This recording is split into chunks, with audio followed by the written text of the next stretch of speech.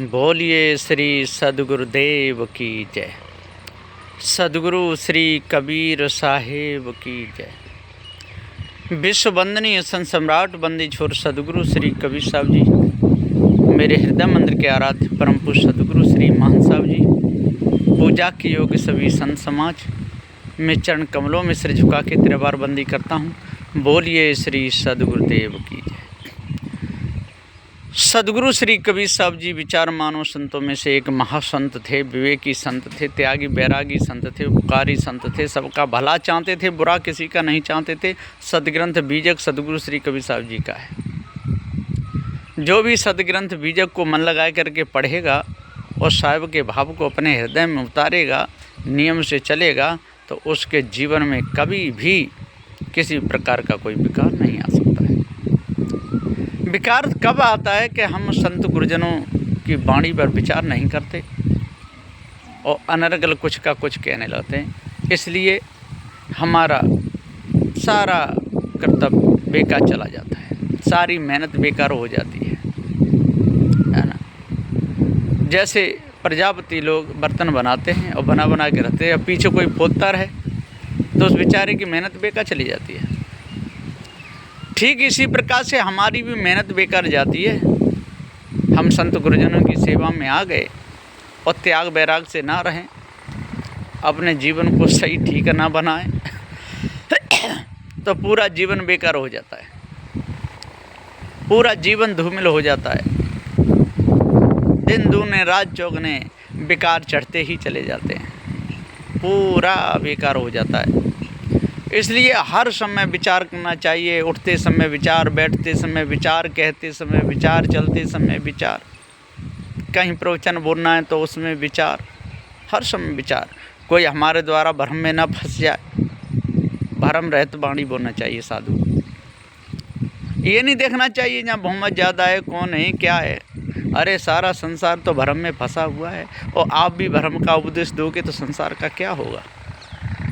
सारा संसार तो कुत्ते की पूँछ है, कुत्ते की पूँछ न कभी सीधी हुई है न होगी। कुत्ते की पूँछ जब सीधी होती है तो कुत्ता पागल हो जाता है। इसी प्रकार से जब तक सीधे होने का समय आता है तब तक ये लोग पागल हो जाते हैं, तब तक जीवन बेकार पूरा चला जाता है, पूरा जीवन धूमिल हो जाता है। ये लोग ना अपना सुधार कर पाते, ना दूसरे का सुधार होने देते, स्वयं ऐसे ही रहते हैं और तैसे ही संसार में अटके भटके लटके रहते हैं और अटकाते भटकाते लटकाते रहते हैं। पूरा जीवन बर्बाद हो जाता है। तो किसी को दुखाना, सताना, मारना, काटना, मांस खाना, शराब पीना, अफीम खाना, ये ठीक नहीं। और अपने आचरणों को सुधारना चाहिए। जो सुबह जल्दी उठता है उसके शरीर में फुर्ती रहती है।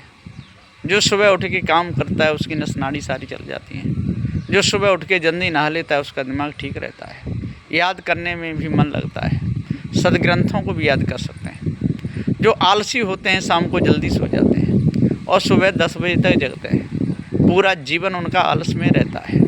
बुढ़ापे में उनकी ख्वारी होती है, कोई पास तक नहीं आता है, अपना भी काम दूसरों से करवाना चाहते हैं। आलसियों का ऐसा बुरा हाल हो जाता है। इसलिए मनुष्य को आलस त्याग देना चाहिए। आलस्य बहुत बुरी बीमारी है ना। इससे क्या है, मानसिक बीमारी बढ़ती है और बिल्कुल शरीर ऐसा हो जाता है अजगर जैसा। इसलिए बच्चों को संभालना चाहिए, जीवन को संभालना चाहिए, पढ़ना लिखना चाहिए, संत गुरुजनों की सेवा करनी चाहिए, भ्रम को त्यजना चाहिए, भूल को त्याग देना चाहिए और सत्य, विचारशील, दया, धैर्य, विवेक, वैराग, गुरु भक्ति, इन अष्ट महासद्गुणों को जीवन में उतारना चाहिए। जिसने ये अष्ट महासद्गुण अपने जीवन में उतार लिए तो समझ लो कि वो मनुष्य हो गया।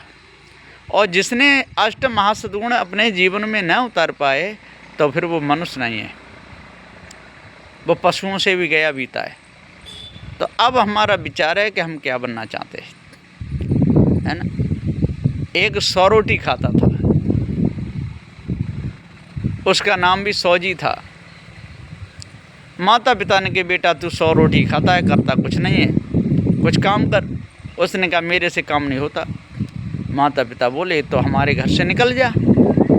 सौजी घर से निकल गया और जा करके एक संत आश्रम पर पहुंचा। मोटे मोटे संत दरवाजे पर बैठे, भंडारा चल रहा था। सबसे बड़े गुरुजी थे, उनके चरणों में सिर झुकाया, कहा गुरुजी के हाँ मैं चेला बनने के आया हूँ, यहीं रहूँगा।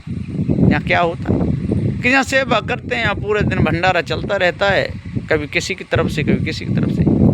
कि पूरे दिन में कितनी पंगतें उठ जाती हैं, तो कम से कम 10 पंगत तो उठ जाती हैं। क्या हम सारी पंगतों में बैठे रहें, भोजन पाएँ तो? कि कोई बात नहीं, सेवा करना ठीक है। बान गुरु बना ली, एक कंठी ले ली। और 100 रोटी खावे, करे कुछ नहीं, खावे पीवे सो जाए, और जगह फिर नहावे धोवे, लेटरिन बाथरूम में जाए और फिर खाने लग जाए। वाकई यही काम, शाम को सोवे सुबह उठे और सुबह सोवे शाम को उठे और खावे पीवे सो जाए। सबने कहा सौजी करता कुछ नहीं है, खाता पीता सोता है। गुरुजी ने बुलाया, कह रे सौजी तू 100 रोटी खाता है और करता कुछ है नहीं, ऐसे कैसे काम चलेगा? सौजी बोला गुरुजी काम होता नहीं, राम लेता नहीं, साधु होने का कारण हमारा यही, नाम सौजी हमारा सुनो संत जी, चाहे मारो या छोड़ो तुम्हारी शरण। काम होता नहीं, राम लेता नहीं, साधु होने का कारण हमारा यही, नाम सौजी हमारा सुनो संत जी, चाहे मारो या छोड़ो तुम्हारी शरण। तो ऐसे सौजी नहीं बनना चाहिए। उसको उस आश्रम से, उस स्थान से निकाल दिया गया। सौजी वहाँ से निकल गया, बेचारा भटकता रहा, फिर घर पहुँचा, है ना। जहाँ जाए तहीं दुखी, जहाँ जाए तो दुखी। इसलिए ऐसे सौजी संसार में बहुत हैं। साधु भी हो जाते हैं, स्थान पर किसी पे जाते हैं, कुछ करते हैं नहीं, खाते पीते सोते हैं, ना भजन करें, ना मन को सही करें, ना विचारों को सही करें, इधर से उधर लड़ावाते झगड़वाते रहते हैं, है ना। इधर उधर की बातें करते रहते हैं, अपने सिद्धांत का ज्ञान नहीं, साधना बिल्कुल है नहीं, संत गुरुजनों का अपमान करते हैं, कोई सही बात कहे तो उसको काटते हैं, और माता बहनों से जा कर के हंसी मजाक भी करते हैं, उनमें घुस के अंदर बैठते हैं। सत्संग में उनका मन ही नहीं लगता, न बीजक का पाठ करें, न संध्या पाठ करें, न उनको वैराग शतक याद, न उनको संध्या पाठ याद, न पंच ग्रंथि पढ़ें, न षट ग्रंथि पढ़ें, न बीजक त्रिजा को पढ़ें। तो अब बताओ पारक बोध कैसे होगा? हाँ, थोड़ा बहुत कहने सुनने का हो जाएगा, 10-20 भजन भी गा सकते हैं, सभा में बैठ के 1 घंटा प्रवचन भी कर सकते हैं, लेकिन इससे कोई मन निर्मल होने वाला नहीं है। इसलिए साधु को हर समय सजग और सावधान रहना चाहिए, विवेक विचार से काम लेना चाहिए। कहीं भी जाए उसका आसन अलग होना चाहिए, उसका खान पान अलग होना चाहिए, है ना। माता बहनों से कोई दुश्मनी नहीं, माता बहनें तो हमारी हैं, लेकिन माता बहनों से भी, है ना, कितना संपर्क करना और किससे करना, है ना, ये भी विचार रखना चाहिए। क्योंकि ये शरीर है, सबकी साधना बराबर नहीं। काम क्रोध मद मोह लोभ इसमें उमड़ते रहते हैं, विषय विकार भी उमड़ते रहते हैं। इसलिए साधना करनी चाहिए, साधु को साधना करनी चाहिए, बड़े पुरुषों के साथ में रहना चाहिए, है ना, उनकी सेवा करनी चाहिए, उनके कपड़े धोने चाहिए, सुबह जल्दी उठना चाहिए, किसी स्थान पर रहे तो काम में हाथ बटा दे, भोजन बन रहा है तो भोजन में सहायता करा दे, बर्तन मले जाए तो बर्तन मलवा दे, है ना। और भजन हो तो भजन में भी शामिल हो, प्रवचन में शामिल हो, पाठ पठन में शामिल हो, और साधना में ही जीवन रहे, उसको साधु कहते हैं। और इसका जीवन साधना में नहीं, इसका जीवन बिगड़ा हुआ है, इधर से उधर लड़वाता है, झगड़वाता है ना, झूठी मानंदियों में फंसा रहता है, अपने नाम के लिए जाने क्या क्या करता है, षड्यंत्र रचता है ना। तो साधु को साधना में रहना चाहिए, त्याग वैराग ही साधु का भूषण है। बार बार संत गुरुजन हमको यही बताते हैं, यही सिखाते हैं कि हे भाई साधु हो, हे भाई साधनाशील हो, आपने अपना घर छोड़ा, परिवार छोड़ा, माता छोड़े, पिता छोड़े, भाई बंधु छोड़े, कुटुंब परिवार छोड़ा, है ना, शादी नहीं किए, बहुत अच्छी बात है, बिल्कुल सारे भारत से मुक्त हुए, तो फिर संसार में क्यों मौज लेते हो, क्यों अटके भटके लटके पड़े हो, संसार की तरफ आपका ज़्यादा झुकाव क्यों है? इसलिए संसार से छूटो, त्याग वैराग से रहो, अपने मन को निर्मल रखो, और किसी का मत बुरा चाहो और मत कभी बुरा किसी का करो, है ना। ऐसा निर्णय है संत गुरुजनों का। मैं यहीं पर अपनी वाणी को विराम देता हूँ और सब संत गुरुजनों के चरणों में सिर झुकाते हुए साहे बंदगी, शाहे बंदगी, शाहे बंदगी।